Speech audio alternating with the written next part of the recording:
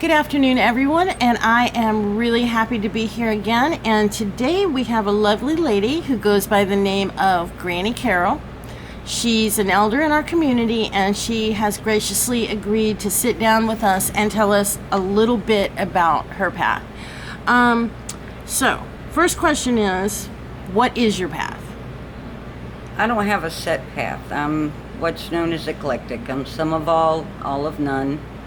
If I had to be pressed for a title, I'd say country witch.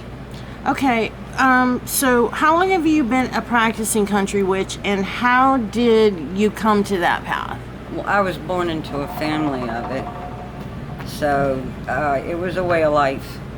It didn't seem unusual to me. The unusual came in when I found out that everybody else wasn't like us. So as a country witch, what kind of things do you do in your practice? I work with the earth.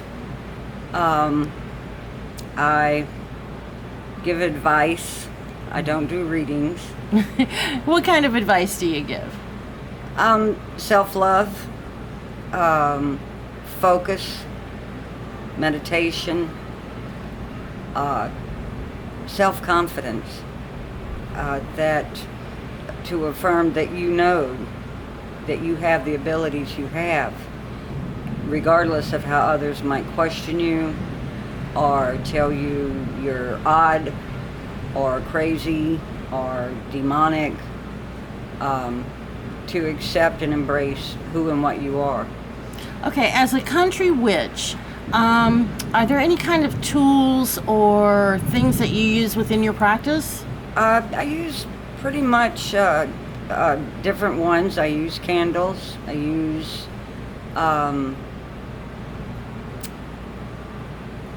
herbs. I use just what I have within me.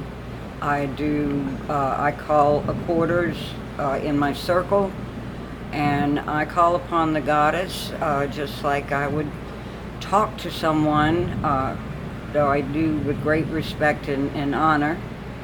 And I always finish with thanking the Mother Threefold and asking for the understanding to accept her decision on the particular issue. Now, if someone would hear the term threefold, what does that mean to you? Threefold to me, it's kind of hard to put in words. It's like threefold means three times the intensity of appreciation and gratitude. Too often and too easily I hear people go, appreciate you, when it's not really heartfelt. And I think that by saying I thank the Mother Threefold, that I am expressing my intense gratitude and appreciation for the gifts that she's given me. Now, when you talk about the mother, you are in essence talking about the goddess image? Yes, the Mother Goddess. Do you, within your own particular practice, honor the God aspect, or is that not something that you, being eclectic, is drawn to? Well, I walk parallel path. My heritage is true Celtic and Native American, and I will call upon the Mother Goddess of the Celtic heritage, and I will call upon the grandfather spirit of my Native American heritage. Now, some people say that being eclectic isn't really a technical path. When someone tells you that or brings that and says, you know what, you need to follow a specific path to be a true quote-unquote witch, what do you have to tell them? In printable words, magic is not a technology. There are not set man-made rules. It's what comes from inside you. If it feels right for you, listen to your heart. Your heart's going to sing you true. And as with any aspect of life, there's going to be naysayers. There's going to be people telling you, oh, you should be doing it this way. Well, I read in a book that you have to form your circle this way, and you have to say this, and that's a bunch of BS. It's what comes from your heart and what the mother sends to you. So there is no, I tell many people, there is no right or wrong. There's what's right for you. Okay, when you began, I think we can both safely say, when you began and when I began, the internet was not that big of a thing. There was no internet. So how did you, over time, get your knowledge? Handed down from my elders, books. I've always been an avid reader, and I didn't just read about my own path and my own leaning. I read about many other faiths, which is something I counsel, to research many faiths, pagan, non-pagan, Buddhism, Judaism, Baha'i, and then, again, listen to your heart.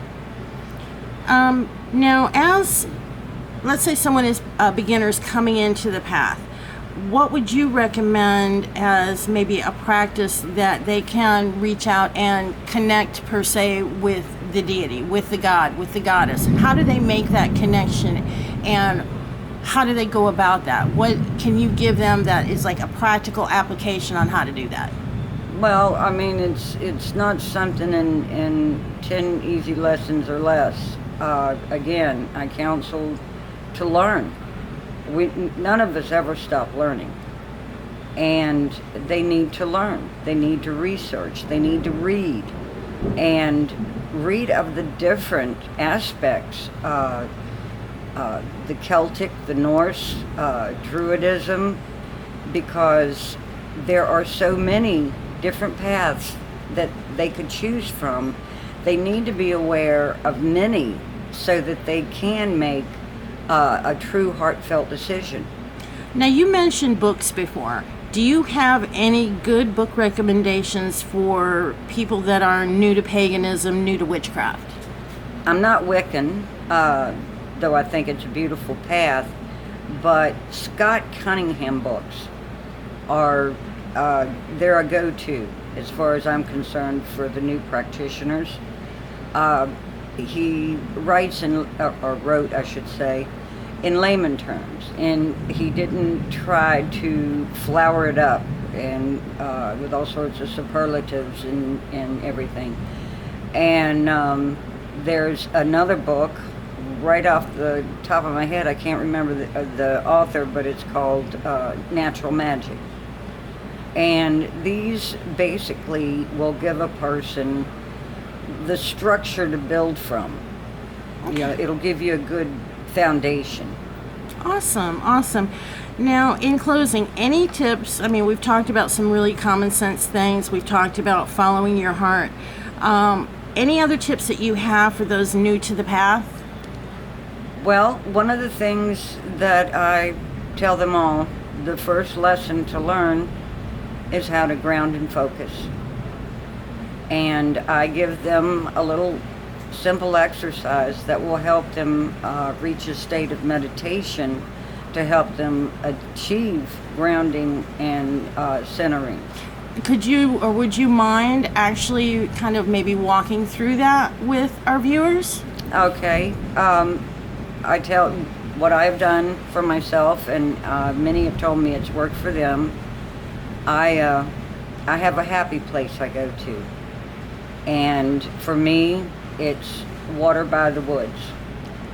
And when I go there, I focus on everything. I focus on the birds, what color, what kind, the butterflies, the same thing.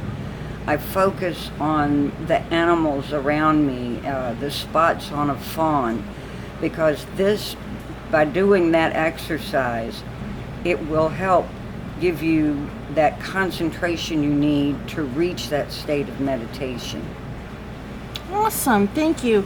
And I think I forgot to ask you how long you have actually been practicing. I had, as a child, I called them mind pictures. I saw my first actual spirit, scared snot out of me when I was 7. My mama told me it was my guardian spirit. Didn't help. I was still scared. But I would get these mind pictures, and I would tell Mama about it, and they would come to pass. And to actually say a practitioner per se, I was in my late teens, early 20s. So it's safe to say you've been practicing for upwards of 30 years or more. Well, I'm 67. So yeah, you've been practicing for a long time. So you are actually considered a true elder in the community. Working where you work and doing what you do, I know that you've seen a lot of changes within the community. That's an understatement. So could you tell us a little bit about, okay, the good changes you've seen and maybe some of the bad changes you've seen? Well, the good changes, the increasing acceptance, for lack of a better word, of people who follow a pagan path, whereas I remember the time when you had to practice in secret. I could have lost my kids, I could have lost my job, and the law would have backed it all. So it's important to give the young people that perspective of just what freedom they do have now to have somewhere that you can go and openly participate and openly practice. That's awesome. And I want to thank you again. This has been Granny Carol with Twisted Sisters Mojo, and we will see y'all next time.